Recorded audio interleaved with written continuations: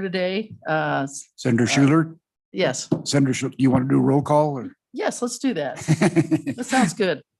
Senator Grew, just because Senator Grew is here. Why? Yes, let's do it. Senator Grew. Here. Senator Landon. Excuse. Okay. Senator Salazar. Yeah. Senator Schuler. Here, Chairwoman Ellis. excused. 3 present, 2 excused. Here comes the big guy. All right, now it's really official. Hey, The VIPs here. we just barely started. We're good. Anyway, welcome to everyone. And like I said before, Chairwoman Ellis is presenting a bill somewhere on the other side. And she'll be here, but we just don't know when. So you're left with me. So 2 bills we're looking at this morning. The Game Road Kill, House Bill 95. We're going to start with that one first. And I believe we also have a pinch hitter. Oh, he's here. Okay. I had heard that maybe you weren't going to be here. So, well, welcome. All right, welcome. We're glad to have you here, Representative. We'll turn the time over to you. All right. Good morning, everyone. Morning. This is my first time in Senate TRW. I brought my trusty TRW mug Oh, from my very first term 16 years ago in TRW, and it's always great to come back to this committee. I am pleased to bring you this morning House Bill 95 on game roadkill. And as those of you who've been here a while know, this bill has come through the legislature. I think this is the 5th time, and it just has never made it all the way through. And originally in 2013 was the first time we brought it. And just a quick personal story. When I brought the bill in 2013 on behalf of the Youth for Justice kids in Cody that come down and pick a couple bills each year. This was one of their sponsored bills way back then that didn't make it.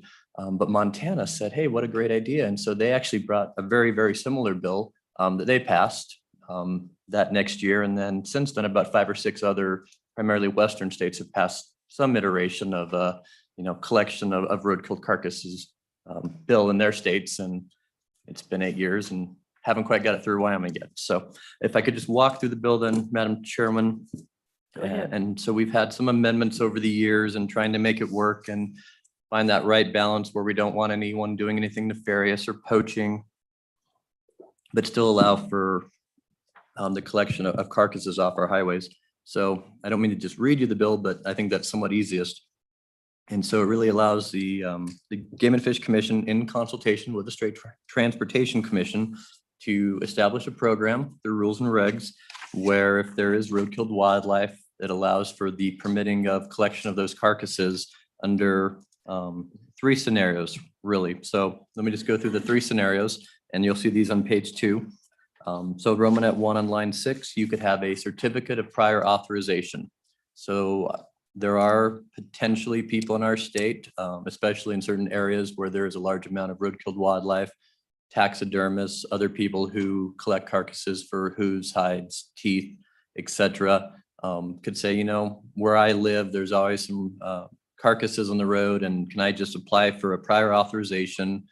Here's who I am. You're welcome to stop anytime, check in with me when the warden's driving by once a week and saying, did you get any this week? Whatever. You could go and get a letter of prior authorization to allow you to pick up these carcasses. In the House, we did amend that to put a certificate fee of $40. There was a belief from one of our nonprofits and from the organization that there is an administrative cost to this. And so we put a $40 fee on that, half of which would go to the department for administrative type costs that may be associated with, monitoring, checking in some cases of the carcass and making sure it wasn't, something illegal or nefarious. And then half of that money going to the wildlife conservation account that we use to build migration corridors or intercept projects with signage, et cetera. So we thought that was a good use of kind of splitting the funding to both help the department and put the money to good use. It's assumedly going to be a small amount, but still, a good use. The second part there on page 2, Romanet 2, the department already allows you to have a valid scientific or educational collecting license. A lot of times these are for certain species, raptors, et cetera. And so that language already exists, but we're just including it in this bill that not only could you have a certificate of prior authorization, you could already have a valid scientific or educational collecting license.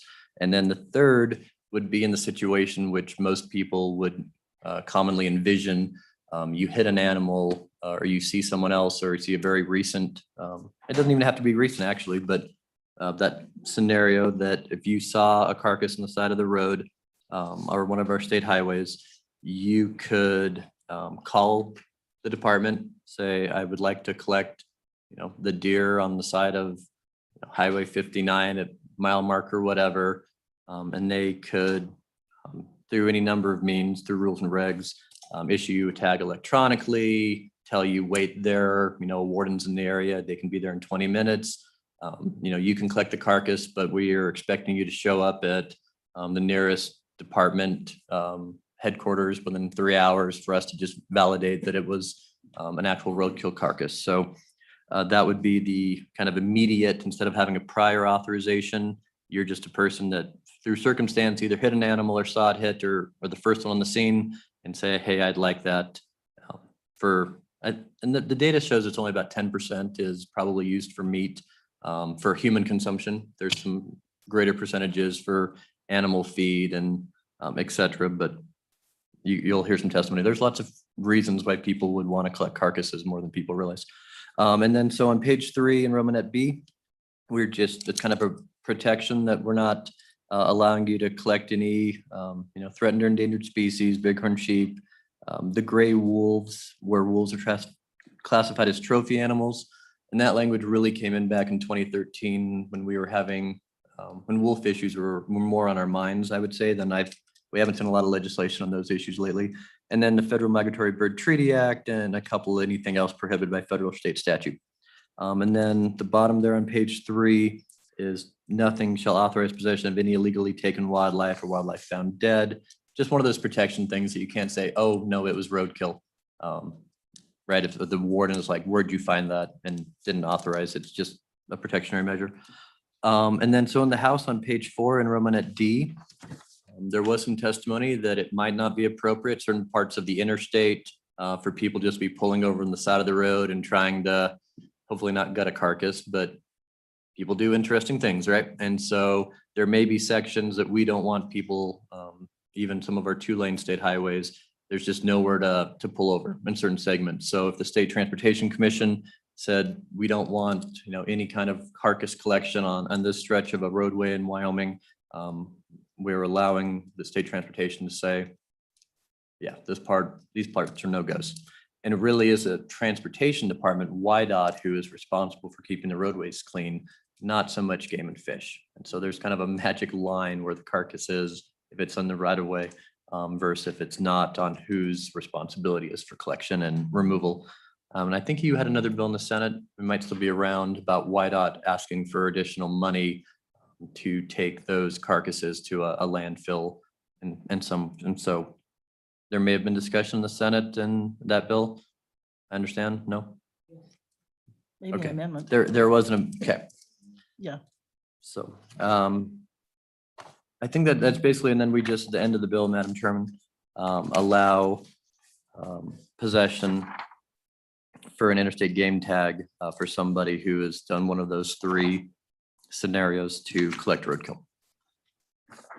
Sorry, I went to karaoke to the House for Senate last night, and apparently I sang a little too hard, so my voice is giving out on me. I apologize for that. We're not gonna feel sorry for you. I'm sorry, because apparently the House has had a kind of a good run here, so. We did have a good run. Yeah. Senator Nethercott tried. Okay, well, any questions from the committee or the sponsor?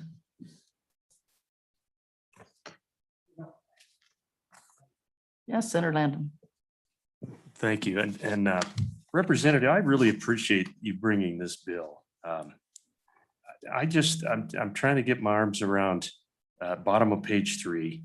And I think maybe we can ask the department this too, but what was the conversation related to that particular part of the bill where, drawing the lines between nefarious activity and,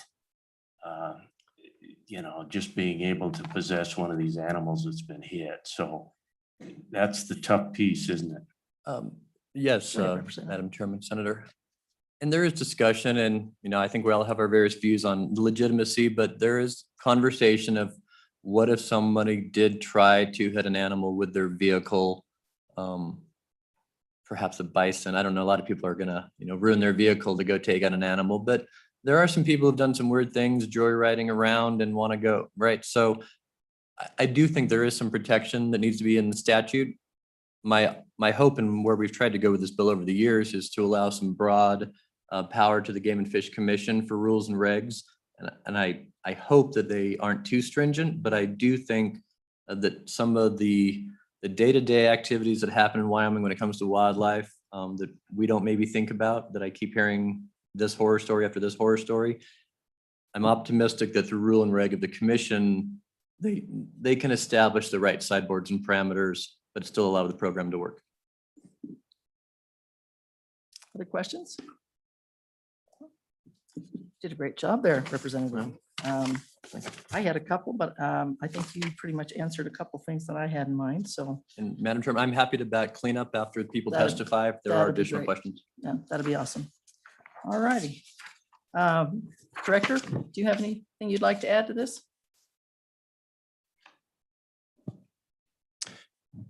Good morning, Madam Chair. I appreciate the opportunity. Brian Nezvik, Director of Wyoming Game and Fish. So, Madam Chair, members of the committee, as Representatives Wanitzer indicated, this has been a discussion topic for many years in Wyoming. We have certainly in the past expressed some concerns, and there are some components of this bill that I'm still concerned with, but I'll try to outline those and maybe some potential solutions. So, one thing that is certainly for us a concern is that a lot of we respond to thousands of these calls of injured wildlife that typically require euthanization already. And we are concerned that that this could increase the number of calls that we have to respond to around the state where folks are out on the side of the road and they want to pick up road-killed wildlife. And I've got some ideas here. I've talked a little bit with Representative Wanitzer beforehand to talk about maybe some ways to help with some of that.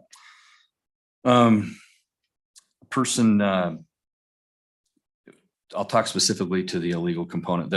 The concerns we brought up in the past is there, unfortunately, a very, very small percentage of folks in our state, try to, with nefarious intent, try to find ways to use documents that the department already issues to try to launder illegally taken wildlife. So, we see all kinds of silly games played with licenses and tags and other forms of legal possession, interstate game tags, things that a person can use to legally possess wildlife. We have seen, and again, I'm not saying this is broad and this is a common occurrence, but certainly there are, and in some cases with large animals, high quality, large animals is where we oftentimes see this kind of activity. We have in rare circumstances, but it has happened where people have seen a large animal and used their vehicle to try to kill it. I can remember a case when I worked over in Pinedale where they saw a large animal in the ditch, a great big buck deer on the winter range, and they tried to use their vehicle to hit it. At the end of the day, that's already against the law. And so the actual intent, somebody trying to go out and run an animal down and then go get an authorization from the department is probably less of a concern than them obtaining prior authorization and using that then to possess, this great big deer. And they say, well, it was roadkill and I picked it up. This bill was amended to require that folks have to pick up the entire animal, and that's a good thing. We had concerns that, with this bill, with this authorization, folks may just cut the head off and leave the rest. And then we have a headless carcass on the side of the road to try to deal with. And it still has to be picked up and we still have to investigate whether it was illegally taken or not. The couple other things it was amended quite a bit in the House on the floor. And this $40 fee came into play. And really the intentions of that were very sincere and genuine, and really with the interest of trying to help the department out, because this will be an administrative workload and an administrative cost. And so the intentions were great, but the way that it was written in to only apply to one of those three options, I'm afraid will push folks to not want to even look at the first option. They're only going to want to look at the third option. They're only going to want to have the situation where we have to respond to it out on the side of the road. They're not going to want to pay the fee. So, my thoughts on that would be either, one of two options when we look at it. If you're willing to consider any kind of an amendment, one would be just to eliminate the fee. The other would be to amend on page 22 on the second page and going into page 3, amend that particular subsection to have the fee apply there. So then it would apply to the two normal circumstances that we would typically encounter. And if that was the desire of the committee, I have some specific language that I would offer if that's the way that the committee wants to go. The other thing, and this is directly related to Senator Landon's question. I think, again, to address this concern we've always had with illegal activity related to this tag, page 3, line 19 makes this bill better. I think that adds some emphasis and it adds some additional cover legally. I do think that, again, with good intentions, that the last 4 words, so or wildlife found dead, makes this confusing, because somebody who's going to use this authorization permit is going to find wildlife dead to pick it up. And I think that if that particular phrase or wildlife found dead was stricken, that would clean that up. I think, Madam Chair, that addresses the department's testimony, and the bringer did a very good job of outlining the requirements of the bill and the components. And I would be glad to stand for any questions. Questions? Senator Landon. Thank you, Madam Chairman. Director, I'm spurring the horse to catch up on the $40 fee discussion, and I want to be sure we get that right. It certainly makes sense, but I'm not, you indicated you might be able to help us track that in if we're going to tighten that up and make sure we've got a $40 fee in a couple of places. Do you have the idea of where we can do that? Absolutely, Senator. And Thank Madam you. Chair, Go ahead. if you'd like, I Go can ahead, tell you. please. So I think if on line 22, page 2, if we strike the language that specifically talks about a donation coupon or a wildlife or a Wyoming interstate game tag, and instead replace it with, and I'll give you specific words to strike, but essentially this is how it would read: a certificate of authorization, including a certificate or tag issued electronically, unless otherwise provided by rule of the commission. A person desiring to possess roadkill wildlife, a roadkill animal, shall contact the department before taking possession of an animal to obtain a certificate of authorization. And then we would have to also, to make it comply, we'd have to strike donation and on line 6, page 3. And I can go back through all that again, but essentially what that would do is that would place the same requirement for give the commission the opportunity to apply the same fee, subsection III, as it would in subsection I. I think we may have to add, I just thought of this actually, we would potentially have to put a certificate of authorization issued for a fee of $40. We'd have to place that in the first part. So to make it really clear, so that I know I just said a lot of stuff there, let me just tell you what it would look like. So page 2, line 22, strike donation. After certificate, add of authorization for a fee of $40.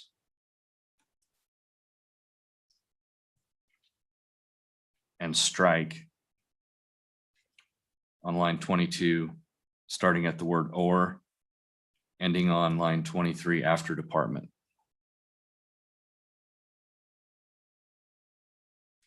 Get that done? Okay. Okay, sure. Madam Senator Chairman, Landon. thank you. And we'll certainly track that in when we work the bill. Just wanted to double check that you checked with the sponsor and indicated that there's some language there that might work and. Okay. Thank you, Director. Appreciate it. We'll try to track that carefully, Madam Chairman, and get the bill cleaned up on that front. There would be three more on the next page that just make the whole subsection conform. So page 3, line 4, strike donation. On line 5, add after certificate of authorization. And then on line 6, strike donation.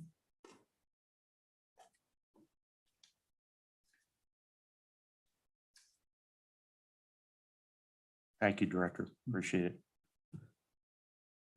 Any other questions for Director? Madam Chair, I wanted to let you know that you do have YDOT on the Zoom. We have Colonel Howler and Director Reiner, if you would like them to testify on the bill. They are available if you want their perspective. I think that would be great. Thank you. Okay, we'll get them admitted into the room. Questions again for our Director? No. Those look like those are some pretty good catches, I think. Representative, or I guess you can talk about that at the end if you feel comfortable with it. All right. There's no more questions. I guess we'll move on then. Thank you, Director. If you'll hang around, we may need to have you help us again when we get to the amendments. Thank you. Let's go ahead and go to Director Reiner, please. Good morning, Madam Chairman. For the record, my name is Luke Reiner, Director of WIDOT, and appreciate the opportunity to be here this morning. And I would say, thank you for the bill. Certainly, this bill helps us keep the road clear, because it is our responsibility to keep carcasses off the road, like has been said. And this actually, will alleviate some of that workload for us. That being said, as we sort of discussed on the other side, we do have a couple of concerns, primarily related to safety on this bill. Now, certainly we appreciate the paragraph on page 4, at the top of page 4, that talks about, upon request of the State Transportation Commission, the commission, which would be Game and Fish Commission, shall exempt segments of the public road or highway. And we work that out in rules and regs, and that's helpful and good. I think it's always part of the discussion is, what goes in rules and regs, and what goes into statute. And typically I'm hey, let's throw it into rules and regs. But the way this is written here, it would really permit segments from being available to this, to picking up carcasses. And I think some of our concerns exceed segments and are more broad. For example, we would probably say we would like to see this only happen during daylight hours. And we probably would not like to deviate from that, again, from a safety perspective. Also, we always think that this should not apply to active construction or maintenance zones. Should always apply when there's no shoulder, and that the vehicle, there's got to have space to get the vehicles off the road, because it's gonna take a little bit to load a carcass into a vehicle, depending on what you've got and who you've got in the vehicle. And we have cars hit all the time. And so it's a safety concern for us. And Madam Chairwoman, if you would entertain some verbiage like that as a potential amendment, we do have some suggested language. And in fact, I think we forwarded it to you. And so that would be one item we would offer. The second concern that sort of comes up, and it's already it has been addressed already or discussed, is sort of the overlap of responsibilities between Game and Fish and YDOT. And we work very closely and very well together. My fear is that some individual is in the process of, hey, there's a carcass, I'm gonna go get permission, or I'm gonna go home and get my pickup, and then I'm gonna come back and I'm gonna get this carcass. Meanwhile, one of my maintainers comes along and picks up that carcass, and it may be one of several that he or she throws in the back of their truck. And all of a sudden, we've got a disgruntled, constituent who says, "Hey, where'd my deer go? I just paid $40 for it and it's gone." And so we would suggest that we put in the statute that says, hey, once a carcass is retrieved by the Department of Transportation, it's our property, and we're going to dispose of it in accordance with our department procedures.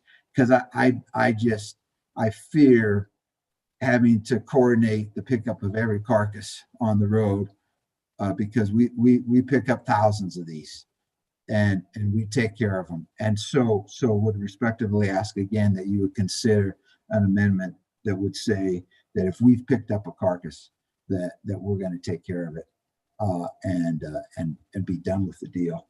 And again, if you would consider that, we do have some suggested language for you. Madam Chair, let me see if Colonel Howler has anything to add from a YDOT perspective, and then perhaps we could stand for a YDOT all questions. Go ahead, Colonel. Good morning, Madam Chairman. Kevin Howler, Colonel with the Wyoming Highway Patrol. It's a pleasure to be with you this morning. As the sponsor of the bill indicated, there are segments in the state on highways and interstates where there is a large number of game making contact or being struck by vehicles. With that, as the director indicated, the Highway Patrol, our charge is to keep traffic moving in a safe manner. And so with that, I would just reiterate the safety factors. We believe that during daylight hours, to retrieve game from the side of the road is the safest to do this. In addition to, as the director also pointed out, eliminating construction, maintenance, or roads that have no shoulder. It does take a while to load game in its entirety into a vehicle. And again, just fearful, we do have crashes in our right of way, people being run into. And so with these proposed amendments, we believe that helps minimize this risk. Questions for the Colonel? Do you all have that amendment, by the way, that was sent this morning by Director Reiner? I checked my email, so I actually got it. We've got those, so I appreciate that. One question I have, and I guess either one of you could answer it, just on the when we talk about segments, exempting segments of the public road or highway, what are your thoughts on the interstate? Either one of you, whoever would like to answer that. Madam Chair, our standpoint is the interstate increases the safety issues significantly, and our preference is this not occur on the interstate. Thank you very much. That's kind of what I would assume as well, but had to ask that.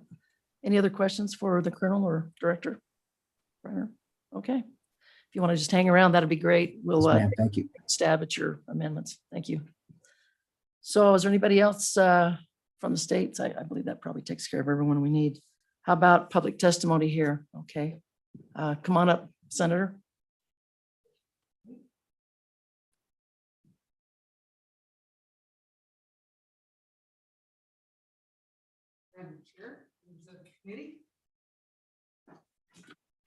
Phrase, where's my deer? I love this bill. I think it's a great bill. Representative Zwanser brought it to me when I was a freshman in the House, and I signed on immediately.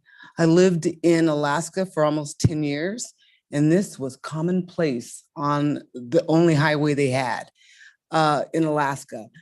The person who would hit the car would call in a certain number, and guys would come out and erect a tent day or night, and they would take care of that moose or deer. And it was an amazing sight because it's so cold most of the time when they're hitting the animals. To see a white tent, and everybody knew what the tent was, and you see smoke coming out of it. It was just an amazing thing from them working on the animals. I think some of the fears that people have about this process will soon be alleviated when they see how safely and rapidly people take care of these animals. For me on the bill, I would rather not see the fee. I think the fee kind of gives it a appearance of hunting. So I'd like to see that taken out. And I listened to the director, and he says we pick up thousands of these deer. And I think Senator Wasserberger brought in an amendment, I think it was to the budget bill, of $100,000. And I think I did mention, if this bill passes, possibly we can decrease that amount so that, because we've got people picking up carcasses. Oh, let me see. I think that was about it. Just love the thought. My husband and I do a lot of traveling around the country. We've been in all 50 states, and seeing animals along the road that no one's picked up is always, you know, someone could have picked that up, a whole family or whatever could have eaten something from that deer or whatever. So I hope you guys take a good look at it, take out the fee, just make it a clean bill, and I hope see it in the Senate floor. Thank you. Any questions? Any questions for Senator Hutchins? Thank you. Thank you, Senator. Other testimony? Come on up. Yeah, identify yourself and.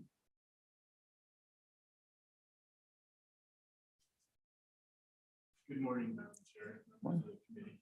Bill Brinegar of the Landon Game Wardens Association. And I just wanted to make a distinction. I'm representing one association today, although I am employed by the department. Oh, thank you, Brian. Could you hear any of that? Yeah, that's Okay. better. I'm representing the Game Warden Association today, although I do work for the department. I am on a personal day today. Our members have asked me to not support this bill, so I'm going to be the Grinch today. Not my favorite role, but so to many, this bill is appealing. It feels good, right? Nobody likes to see animals go to waste, myself included. I've done this job for 17 years, and I can tell you that most roadkill animals, there's no edible portions remaining. Even if it looks good, I have myself, just to see what they look like, I've necropsied these animals, and it looks like a freight train hit them. So the muscle, the tissue's damaged. There's not a lot of salvageable meat on these animals. But that's a relatively small concern of mine. Our number one concern is chronic wasting disease. And this is kind of complicated because we already allow hunters to transport carcasses to their homes, but they are required to follow fairly stringent regulations, how they transport them, where the carcasses get dumped, and they're aware of that. They have regulations that they can read. My concern with this bill is that the folks that are likely going to be picking up roadkill may not be aware of these regulations, and where are they going to dump these carcasses? Because right now we have a problem in Wyoming where we have no dump sites in a lot of these towns and small towns in Wyoming, or they charge a substantial fee to take a carcass, because many dump locations, as soon as whether it's livestock or wildlife, they bury it immediately. So it's an additional cost on their part. So I don't see these people taking these carcasses to a legitimate dump site. And what we see as game wardens in the field is, like in Rollins, when I was in Rollins, there's a nearby piece of BLM or state land where people would dump carcasses. We already see that problem, and I think this would exacerbate that problem. And why that's a concern to us is chronic wasting disease it's very complicated. It's something that's constantly on the radar with the legislature, with our department. How do we manage it? How do we control it? And the only surefire way is to help prevent ways we spread infected carcasses. They're prions, or they're microscopic. You don't see them. They're there. If they're in the environment, they're there. They get spread through fecal material from scavengers. It sounds like the scare tactic, but it's scientifically proven.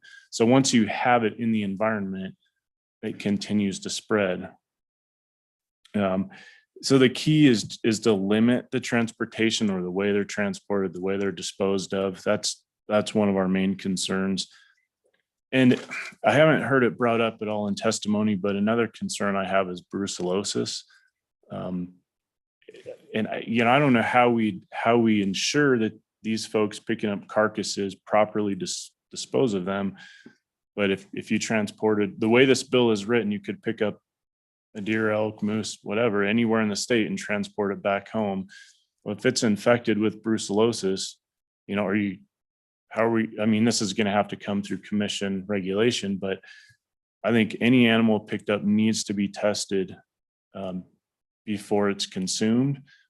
But then you get into more problems. Who's going to store the carcass? Because currently, when we donate animals out to the public, we usually store them in a regional office in a cooler, wait till it comes back negative. And if it's negative, we donate it out and give them proper paperwork. If it's positive, then it gets disposed of. So now that we're going to have a potential increase for carcasses picked up, who's going to store them? Who's going to dispose of them? That's a tricky situation, right? Because that generally falls on the game warden.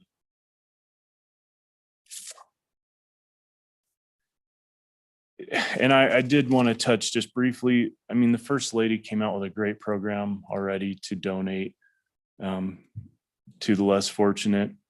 And then game wardens and biologists already, when we seize animals that are illegally taken, or maybe out of state hunters that come out here just to partake in hunting and don't want to take all the meat home, we already have a process. We have a list of people, each one of us do, that we donate meat to. And then law enforcement wise, I do appreciate the bringer of the bill. He has worked with us to address some of our concerns. I am very thankful for that. One thing I'd like to say as well is, although other states do have roadkill bills, Wyoming's pretty unique. We're one of the epicenters for chronic wasting disease, so it's more prevalent here. I think we need to be a little bit more cognizant of that and how we manage the transportation and disposal of carcasses. And, workload, that is probably one of the number one things that my constituents have concern over, because as most of us know, most roadkill or vehicle collisions occur at night. So if we're going on, like my district, for example, I get quite a bit of roadkill in the snowies down there, moose, elk, and deer, especially in the summer. If that's all I'm doing at night, how productive am I going to be? Because we're on call 24/7. So something's got to give. I'm not going to be as effective checking fishermen or hunters if I'm getting more frequent late night calls. I didn't want to go too much on that, but I guess my recommendation would be is to maybe take a longer look at this, because there are some definite implications. The governor does have a task force. I don't know if that'd be the appropriate way to look at this in the interim. But that's all I have for now. I'd stand for questions. Thank you. Thank you for your testimony. You have questions, Senator Landon? So thank you for being here, and I apologize, I didn't get your last name. But I guess my question would be, if we were to send this to a study, if we could ever really get to a spot where our wardens are going to be comfortable with it. And I do appreciate all of the things that you brought up this morning, sir, because it's, these are certainly concerns, but what do you think? Or would we ever be able to move the ball down the court much? Senator Landon, thank you. And my last name is Brinegar. It rhymes with vinegar. That's how most folks remember it. You know, at this point, I would say probably not, because we do have some concerns over the commercialization of wildlife parks as well, which have been implicated in this bill. At this point, I would say no. Our members are staunchly opposed to it. Yeah, thank you. Other questions? Go ahead, Senator. Thank you, Madam Chair. I guess my questions are, you talked about brucellosis and chronic wasting disease. I kind of felt when I was hearing from Director Nezvik, and these are things that why I'm asking, because I shouldn't assume things, but I did assume that in the rules and regulations promulgated by the department, that they would kind of hone in on some of those things, as I know they are very high on their list of priorities. So I kind of thought that's where that would go. Am I missing something? And do you think that would not be the case? Because you did mention it right off the top as well. I do think the commission would definitely adopt regulations.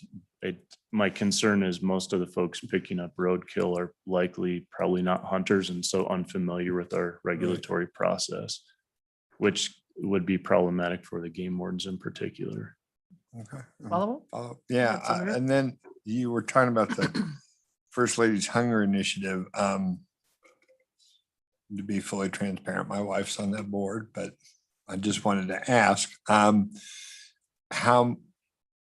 you said that the game wardens around the state are kind of tuned in with that program, and how much, I know you also testified that not much edible meat comes out of these situations, but just a ballpark, how much meat do you contribute? Do the game wardens contribute to that program?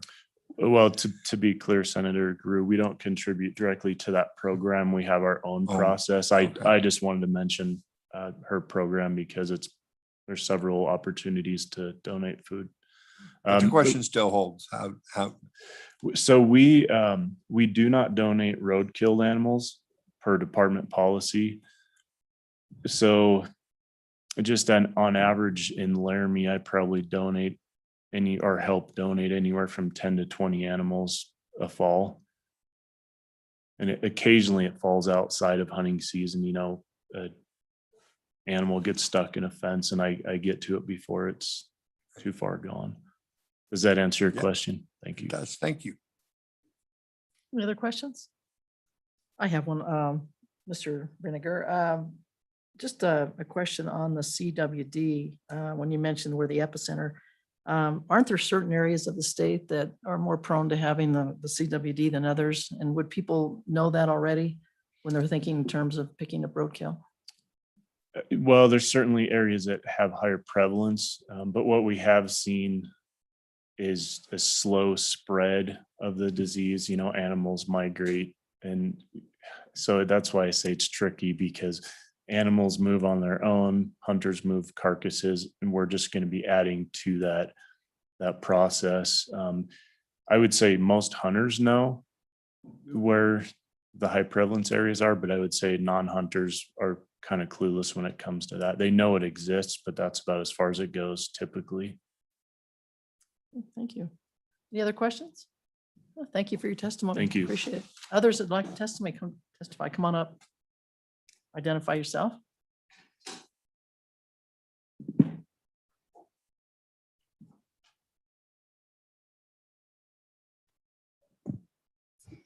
Madam Chair, members of the committee, Jesse Johnson, Wyoming Wildlife Federation.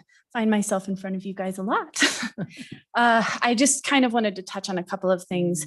The concept of this and the idea of this is something that's really appealing to a lot of our membership. I think the idea of driving past or seeing something, many of the times, myself included, a lot of us have been in accidents where you just hit the head and it's a quick death and there's not a lot of other damage to the body. And I know every hunter just kind of cringes at leaving that behind because it just sort of goes against what our ethics are in the field.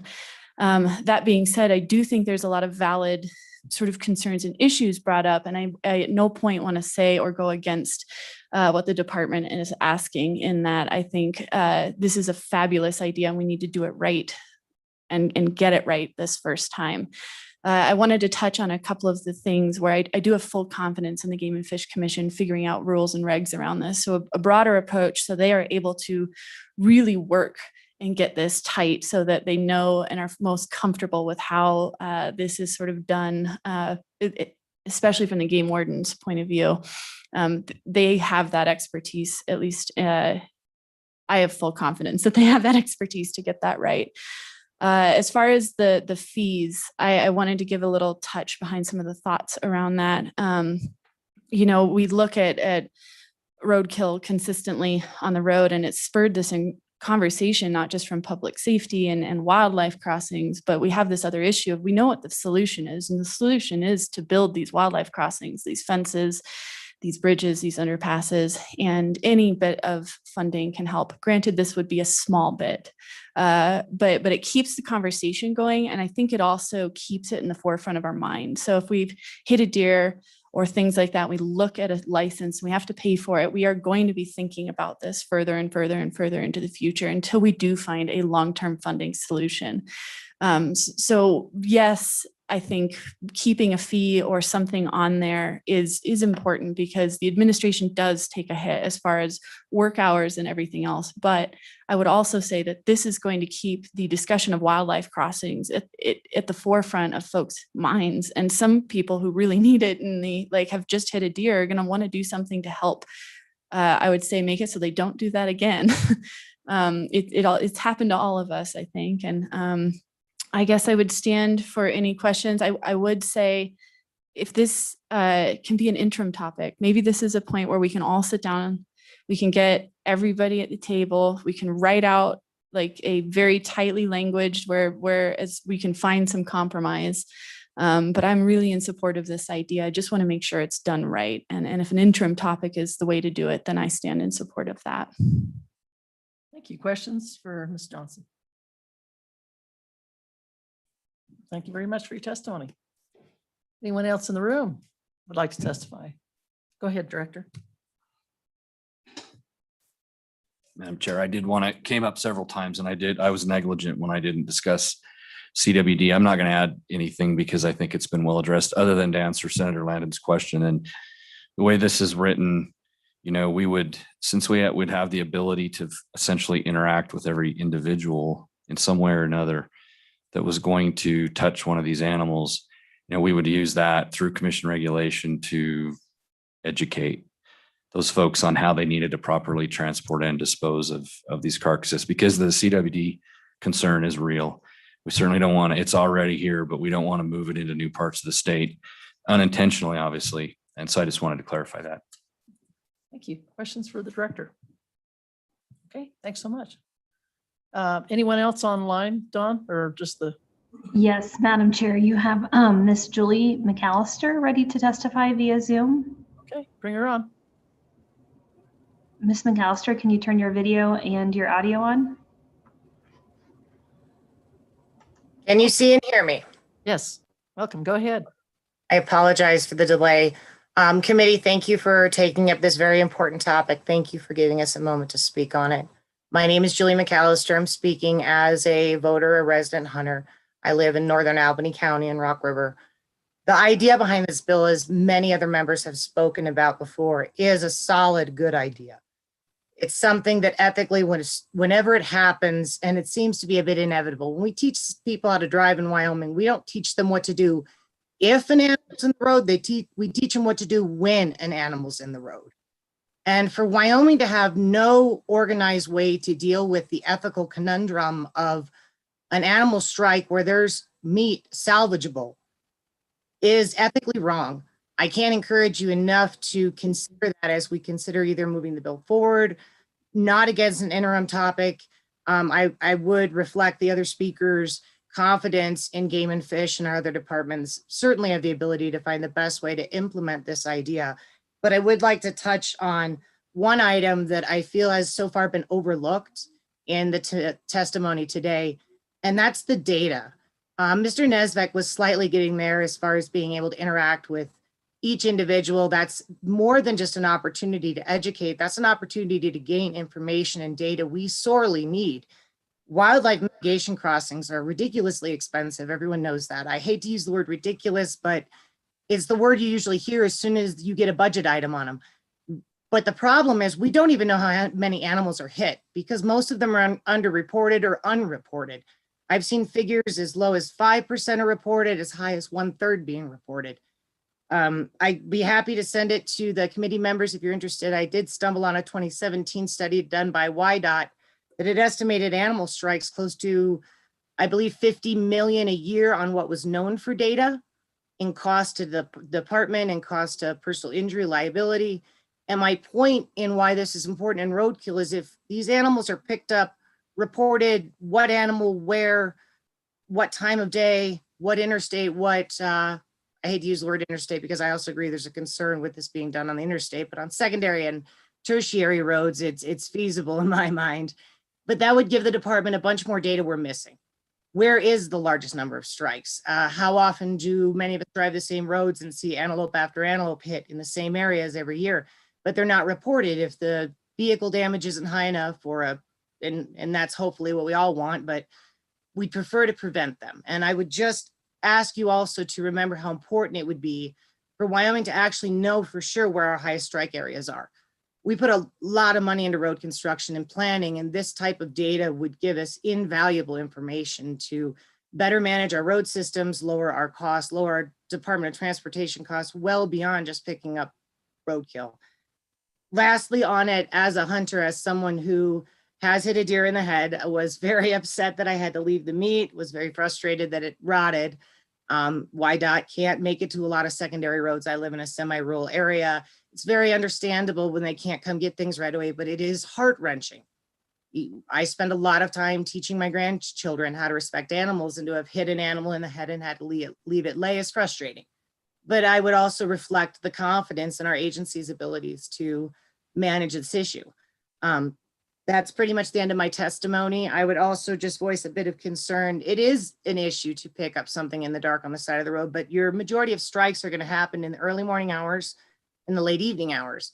So that's another issue I would refer back to our departments to deal with, and just encourage the committee, if not to pass it in this form, to interim it and get the proper people at the table to find a way to solve this problem. I would stand for any questions if anyone were to have any, and I thank you all very much for your time, especially in this very challenging session. Questions for Ms. McCallister? Thank you so much for your testimony. Thank you. Anybody else, LSO? No, Madam Chair, that wraps up the Zoom testimony. Okay, great. Well, with that, I guess we'll move on to the committee. What's your pleasure? Move the bill. It's been moved by Senator Guru. Second? Okay, thank you, Senator Landon. All right, let's go ahead and work the bill. We have, I guess, some potential for a lot of amendments. So which ones do we want to take first? Senator Ellis also sent some amendments. So I don't know if we want to go with hers or the Director Reiner sent some, Director Nezvik. Where should we start? Ideas? Yes, go ahead, Senator Landon.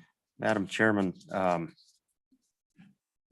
just as an overall comment on the bill, before we get into several suggested amendments, I'm inclined to try to work with the YDOT amendments. I disagree with taking the money out of this bill, and I'm more convinced than ever that we probably aren't putting enough money into this. The game warden's testimony as an association was pretty compelling, Madam Chairman. This is going to be a driver. You know, we're pretty good at passing things down here in Cheyenne. Sometimes I think we forget about the hidden cost of implementing some of these things.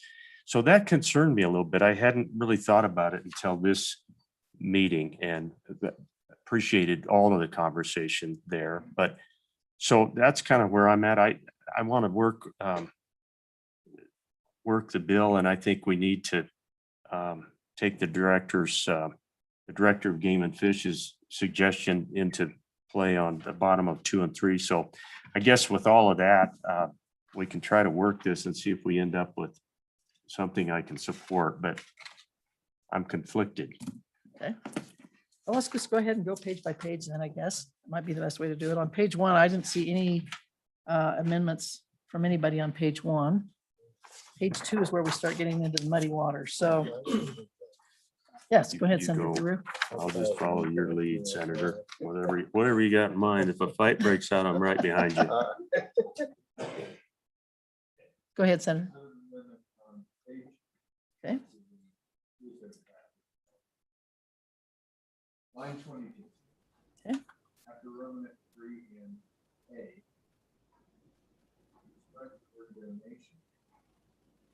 And the words of authorization.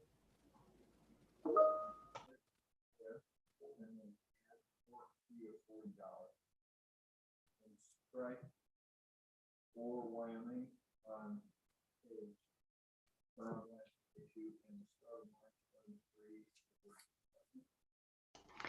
Senator Guru, can you please turn your microphone on so the YouTube Zoom participants can hear you? Apologize. I didn't think he Okay, was. I'm gonna start again. Yeah, start again, would you? Romanet 3I. 3I, after A, strike the word donation, then certificate of authorization or a fee of $40, then strike or Wyoming, and then on line 23, interstate game tag issued by the department. So strike that. And then keep the balance of the line, including A. Then go to page 3, line 4, strike the word donation at the end of the line. Then on line 5, after the word certificate, add of authorization. Then drop down to line 6, delete the word donation, and after the word certificate, add of authorization. Add, after the word certificate, add of authorization. Now, that's the amendment if Director Nezvik looks and shakes his head and gives me a thumbs up. So yes, that's my amendment. Okay, we've just moved and seconded that we add those amendments. All those in favor, say aye. Aye. Aye.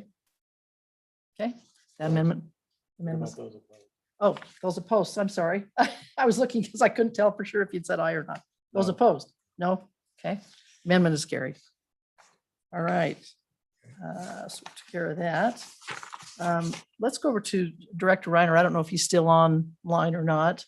I don't know if all of you have his, but I will add his amendments, or I'll at least throw them out to you. On page 2, line 2. Let's see if I can, after, let's see, page 2, line 2. Let's add during daylight hours. Where?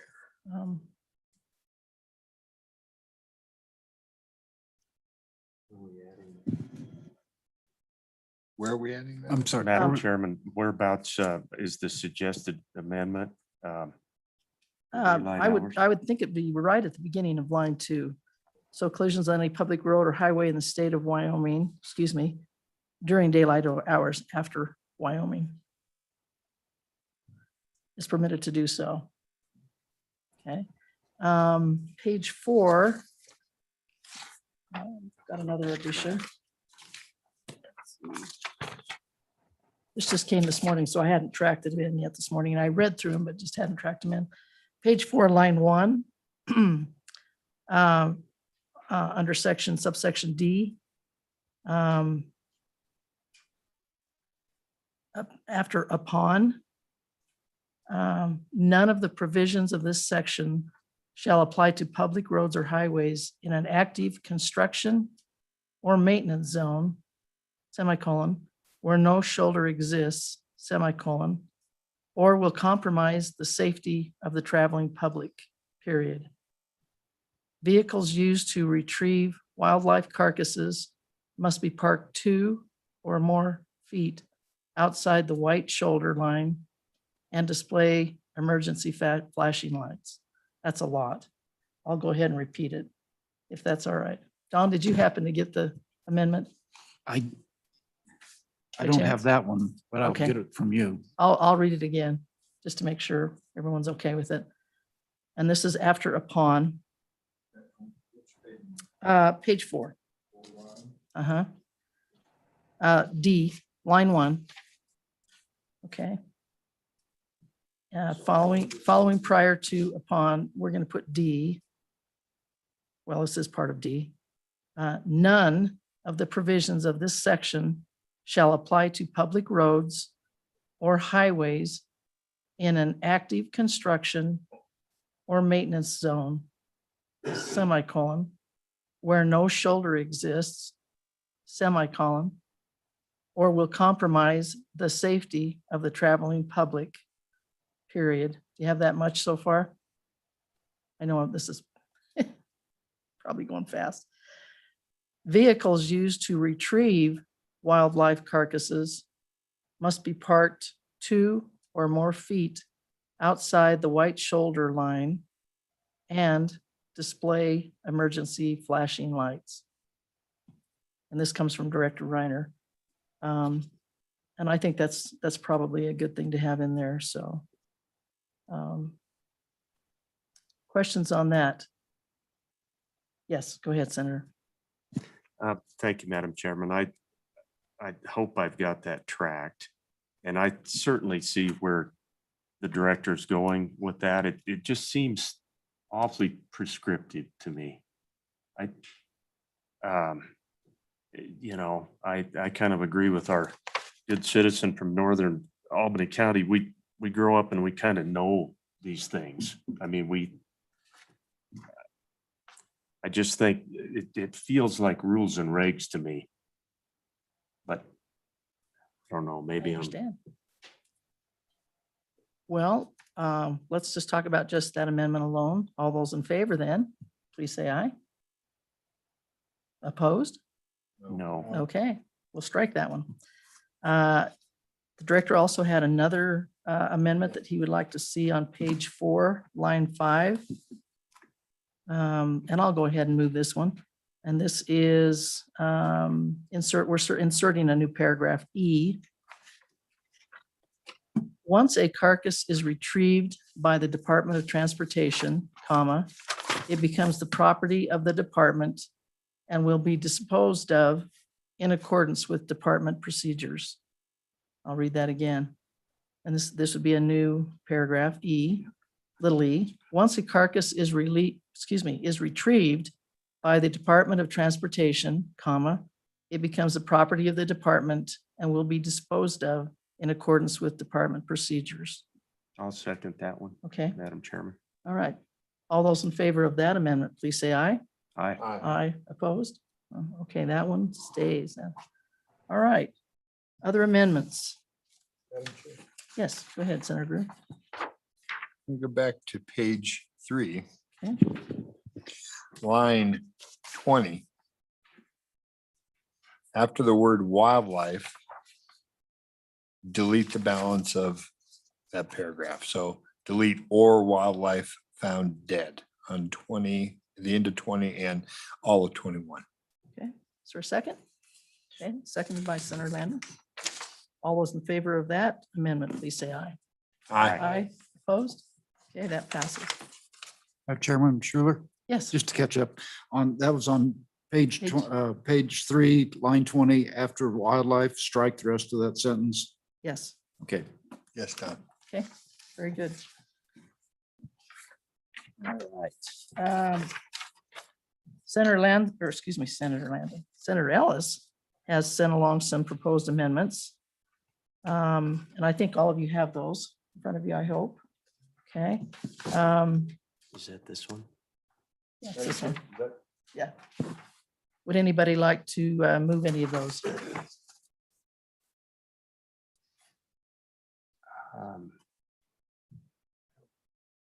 Oh, you didn't get a copy. Oh.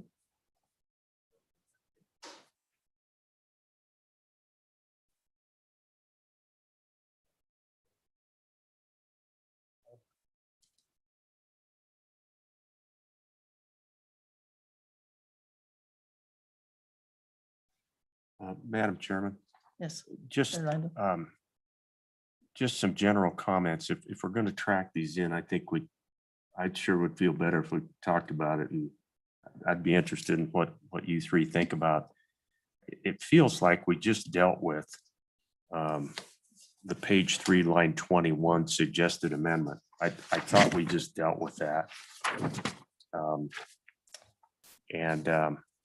So it feels like we took care of that one. I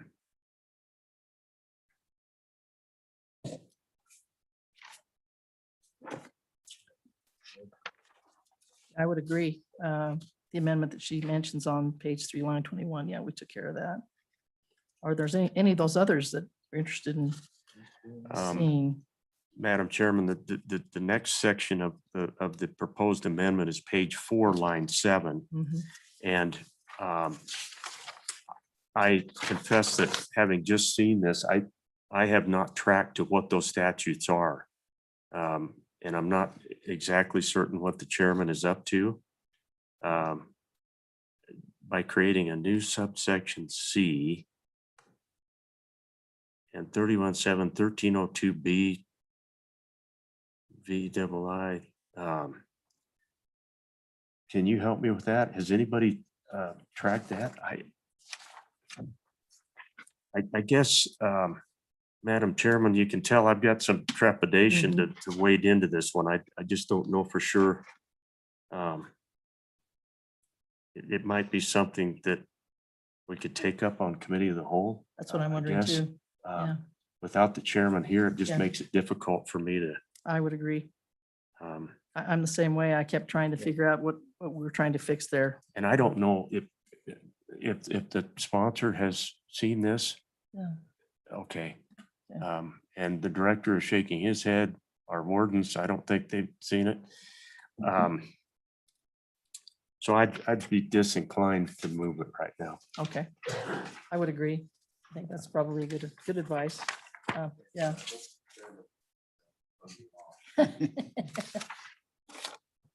Well, if she does, I mean, she stuck with you for a couple of years, so. Well, okay then. Let's go ahead and let's just call it quits on those then amendments. Anything else that you can think of that we need to So, do? Madam Chairman, Yes, Senator. just, I would really value thoughts from the rest of the committee too. Like so many of you in the room, I grew up feeling badly anytime I saw an animal on the side of the road. I mean, I love the testimony from Ms. Johnson, very spot on. I mean, the ethics of it, the sadness, the wish that we could do something with that meat.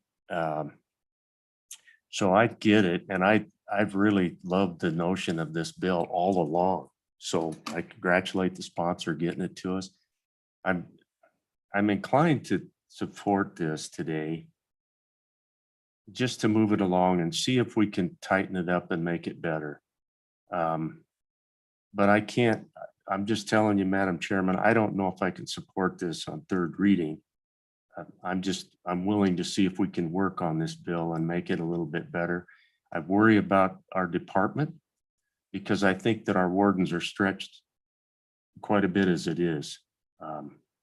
We don't have a lot of resources in Wyoming right now, and there's a lot of impact going on right now in the wildlife area and visitation to our state and RVs and off-road vehicles that we discussed last week. So it just concerns me. I think I'm willing to maybe move it, but boy, am I going to be cautious with this one. Thank you. Other comments? Senator Grew? Thank you, Madam Chair. I too am supportive of this bill today and more about not letting good be the enemy of perfect. That I think I understand the thought about sending it to an interim topic. And I agree with my good friend from Natrona County. I think before we get done with a third reading, if it does make it to the floor, I'd like to get a more robust discussion about the game wardens and how we can work that through. And maybe we change the fee, maybe, I don't know. I don't know what the answer is there, but I'd like to see it. But I would like to see it move forward, if for no other reason that I think that it is like testimony. Yeah, all the states around us have some type of legislation. It does seem to be working. We don't have to reinvent the wheel. It does seem, like I say, it seems to be working. Let's steal some good ideas from them. I'm sure, I'd like to know what happened in Montana, or what happened in a state to the north of us or a state to the south of us when the game wardens had those very same questions, because I'm sure they did. And I'm sure they worked around it or found a way to satisfy. So maybe move ahead and see if we get those questions answered and see. Thank you, Madam Chair. Thank you. Senator Salazar? Thank you, Madam Chair. So, in my neck of the woods, literally, in Du Bois, this is pretty prevalent, as you know. I actually, with my wife and small child, hit a deer at 60 miles an hour, vaporized the car. And so the animal was not dead, but it was almost. And YDOT came, euthanized the animal, and then just kind of sat there. And so I don't like the fee, but I'm inclined to let it go to the floor. And with the others, I want to hear the discussion on the floor. And I think an interim topic is kind of redundant. I think everyone, what are we going to do? I mean, the positions are stated, just going to waste time. So I'm inclined to vote it forward, and let's see where it goes. Thank you. Thank you, Senator. Appreciate those comments. I feel also the same way. I feel maybe it's not completely where we want it, but I think we're headed in the right direction. And so I'm also in support of it. So would you call the roll, please? Senator Guru, Aye. Senator Landon, Aye. Senator Salazar, Aye. Senator Schuler, Aye. Chairwoman Ellis is excused. Okay. There's 4 ayes, do pass as amended. Thank you very much. Thank you, sponsor, and appreciate it. Yeah. All right, we have one more bill, and I believe looks like we've got plenty of time to do this. So House Bill 115, big or trophy game animal, minimum hunting age. Looks like we have one of our representatives here, Representative Paxton. Welcome to TRW from the Senate side. Thank you, Madam Chairman, and good morning. I bring you House Bill 115. It's a very simple bill. The whole entire bill is basically contained at the bottom of page 1. And I'll just read it. The minimum age to take any big or trophy game animal is 12 years. And then the bill starts, except that any person may take a big or trophy animal at age 11 years of age if the person will attain 12 years of age by the end of their calendar year. And that's pretty much the entire bill. Anticipating a question that I have gotten before about whether or not an 11-year-old is really capable of handling a big game rifle and so forth. And I guess I have to trust in the parents on this thing. I have 2 young grandchildren that are about that age, and my grandson was very capable of handling a rifle at that age, and my granddaughter certainly not. She may not be able to do that when she's a freshman in high school. I don't know, but I think for me, I trust in the parent. I think this is a way of getting our young people involved in the hunting sport. And, I don't think a parent would put a child in a situation where it would turn them off to the hunting profession. So just anticipating some of your questions and willing to take any questions you might have. Thank you. Questions? Thank you. Senator Landon. Well, Madam Chairman, I don't really have a question here, but I leaned over to the other senator to my left here and I said, this is a grandpa bill, and being a grandpa, I really like this bill. It just makes a lot of sense to me. So anyway, I appreciate you bringing it, Representative. Other questions? Senator Salazar. Thank you, Madam Chair. Well, I have a 12-year-old. So this, I like this bill, and I hope we move it forward. Thanks. I have, just a couple of questions. And I couldn't remember, what is the actual age when they can get their hunter education, Representative?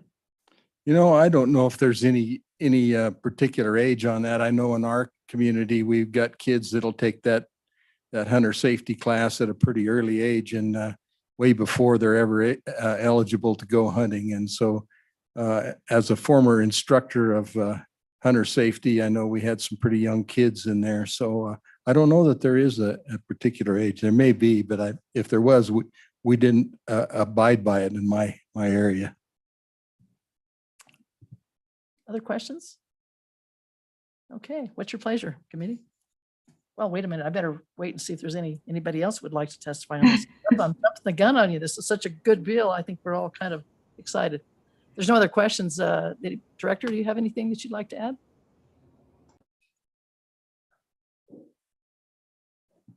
Yeah, Madam Chair, just real briefly, the bringer of the bill did a great job of outlining what it does. It's pretty darn simple. Just informationally now, a child who is can apply for a license when they're 11, but they have to be 12 before they hunt. So this essentially changes by a few months, potentially as few as 1 month, potentially as long as 11 months, changes the age. And I've been a hunter and safety instructor for 25 years. And I would agree with Representative Paxton and his assertion that, that kids are different, and the best person to assess, when a kid's ready or not, is the parents. I mean, I've had hunter safety kids who were 12 years old who were not of physical stature to be able to handle a big game rifle, and had kids that were 9 years old that were. And so I think that that's a very valid point. I think, at the end of the day, this was put in statute a long time ago. It's been a statutory decision for forever. And so it really just comes down to that, where do you draw the bottom end of the line here? The hunter ed instructors, we surveyed them a few years ago when there was a bill that would have lowered the hunting age to 10. And they definitely, 3/4 of them didn't support that, but we haven't asked them specifically about this particular change. So really that's about all I've got, Madam Chair. Okay. Questions for the director? No. Super. Jesse, would you like to, I can see your hand up. Would you like to testify on this bill? Come on up.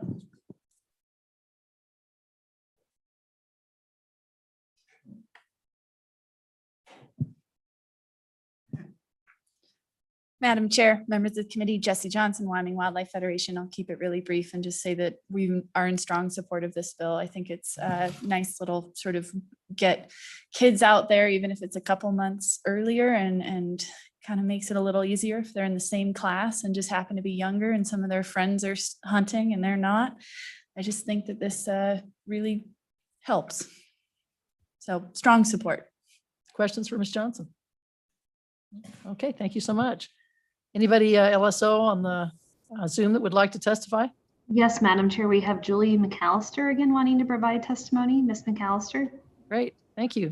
Welcome back. Go ahead, Ms. McCallister. Madam Chairman, committee, I'll keep this very brief as well. I promise I'm not following the committee around to comment on every single one. Just so happens you guys took up the two bills I wanted to give public testimony on at the same time. I am a resident of Northern Albany County. I'm a hunter. I'm a grandma of a 10-year-old whose birthday's in December. I believe Mr. Paxton's birthday is also in December, so he shares some of the life experience ire of being a young man whose classmates will all have been hunting and not him, and all of his classmates know grandma hunts all the time, and it's a big deal because I'm one of the bigger female hunters in town, and would like to refer back just to one major point He was unable to testify at House Committee because he didn't listen that morning, and he has a prior obligation today with the short schedule. But I got a pretty good big giggle out of the room when I explained he couldn't testify because he didn't listen, and just ask again to trust in the parents and grandparents to make the choices. This really can boil down to a matter of days, because they can put in at 11 and season, for example, in my area, if you're born at the end of October, a week later than your brother will get to hunt the last week of deer, you won't. That's fundamentally unfair from a child's point of view. And in 2021, we're competing with video games and electronic interference and other things they become engaged in socially. They spend a lifetime doing. And I would much rather any of my children or grandchildren spend a lifetime hunting and learning the ethics that the sport inevitably teaches you that become a part of your life than playing a video game. And that's something every parent or any person who's got a child or anyone they're mentoring whose birthday falls in this time frame has had to struggle with. And fundamentally, in my mind, it's where the issue begins and ends. The rest of it is still the exact same safety correlations. I do know a bill passed last year putting more hunter safety in our schools. It's very easy to access.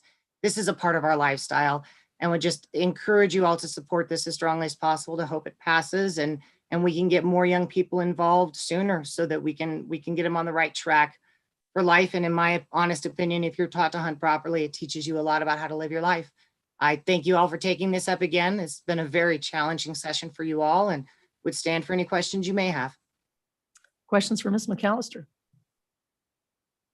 Thank you so much for your testimony. You touched on something that I thought was real important, having the trust of the parents and the grandparents to know if their child physically is really able to, or mentally, even socially, to be able to do this. So I appreciate your comments, and thank you for testifying today on both of these bills. Appreciate it. Thank you for allowing me the time, Madam Chair and Committee. Thank you all. Okay, committee, what's your pleasure? Move the bill. Senator Brewer, second. Okay, I guess comments or anything you'd like to, we love simple bills, don't we? This is great. Thank you, Representative Paxton, but let's go ahead and call the roll then, Don. Senator Guru. Aye. Senator Landon. Senator Salazar. Aye. Senator Schuler. Aye. Chairwoman Ellis is excused. 4 ayes, do pass. Thank you so much. Appreciate all your testimony. Thanks for directors and all the folks that stayed here to, Representative Paxton, great bill. Wish they were all quite that simple and easy. Thank you. Thank you.